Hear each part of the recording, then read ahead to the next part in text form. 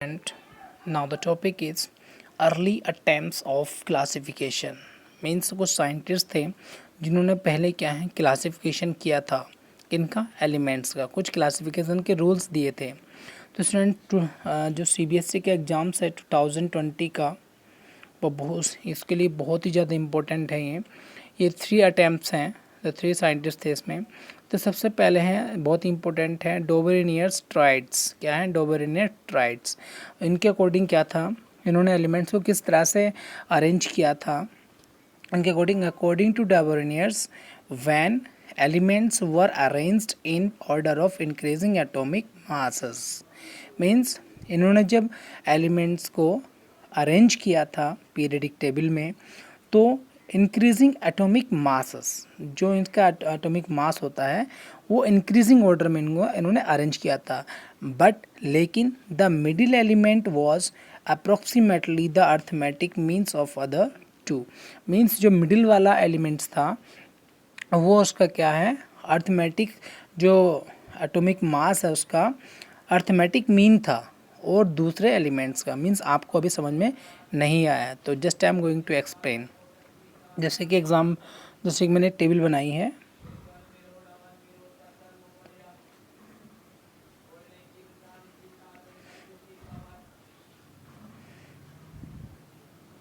जैसे कि यह हमारा क्या है, लिथियम है, दूसरा हमारा सोडियम है और तीसरा क्या है हमारा पोटेशियम है, और नेक्स्ट है हमारा क्या है कैल्शियम है, और नेक्स्ट क्या है एसास्ट्रेंशियम है, और नेक्स्ट से हमारा क्या है बेरिलियम है, और इसमें जो आएगा हमारा क्लोरीन आएगा, ब्रोमीन आएगा और इसमें आयोडीन आएगा। तो बच्चों इस टेबल से एक चीज़ और बात बताऊंगा। अब डायबोरेनियस ट्राइड्स, ट्राइबोनेट्राइड्स इस वजह से कहते हैं क्योंकि ये जो मैं तुम्हें बता रहा हूँ कि जो ये पहला वाला एलिमेंट है और ये दूसरा वाला एलिमेंट है, इन दोनों का एटॉमिक मास का मीन बोले तो दोनों के एटॉमिक मास को जोड़ के हाफ करेंगे तो इसका एटॉमिक मास आ जाएगा। क्या आ जाएगा? एटॉमिक मास आ जाएगा। जैसे कि अगर बात करें, इन्होंने डायबोरेनियस ने जो साइंटिस्ट थे इन्होंने इंक्रीजिंग ऑर्डर में ही रखा था सब एलिमेंट्स को, लेकिन एक शर्त थी कि जो मिडिल वाला एलिमेंट है क्या है, मिडिल वाला एलिमेंट क्या है, इन दोनों एटॉमिक मास का मीन है।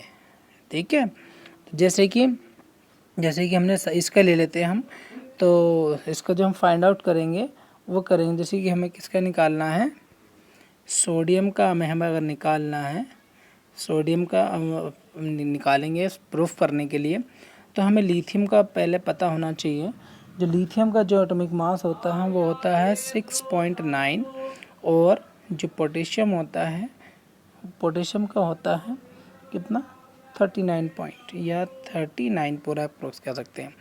तो अब ये ऊपर का एलिमेंट हो गया, ये सबसे नीचे का एलिमेंट हो गया। तो हमें जो एटॉमिक मास निकालना है,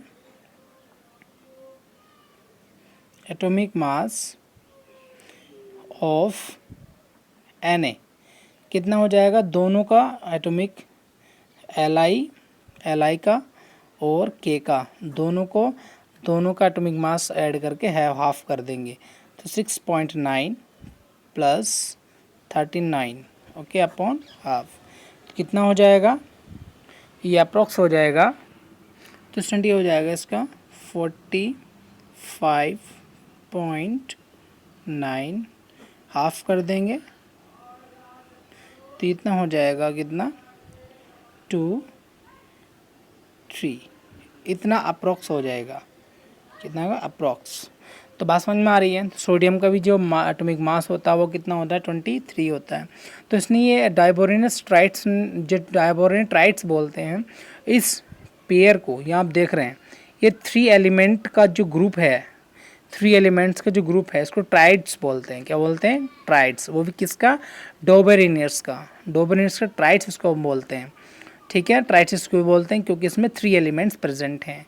इसकी बात समझ में आ गई। डायबोरेनियस ने क्या काम कर रहा था, एलिमेंट्स को इंक्रीजिंग एटॉमिक मास में रखा था, लेकिन जो मिडिल वाला एलिमेंट है जो मिडिल वाला एलिमेंट है वो इस तरह से इन्होंने अरेंज किया था कि जो पहला और तीसरा जो एलिमेंट है उनका एटॉमिक मास का मीन होता है बीच वाला एटॉमिक